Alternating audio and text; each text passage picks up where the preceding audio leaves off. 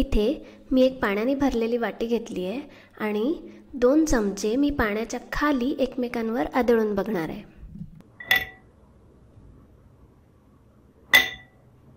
इथे ते 2 चमचे एकमेकांवर आदळल्यावर आपल्याला आवाज ऐकू येतोय, बरोबर? याचाच अर्थ असा होतो की ध्वनी हा द्रवांमधून प्रवास करू शकतो। या उदाहरणात जे पाणी आहे, आपल्या कानापर्यंत पोहोचण्यापूर्वी त्या ध्वनीने पाण्यातून आणि हवेतून प्रवास केला आणि ध्वनी हा पाण्यातून किंवा द्रवांमधून प्रवास करू शकतो याची अनेक उदाहरणे आहेत।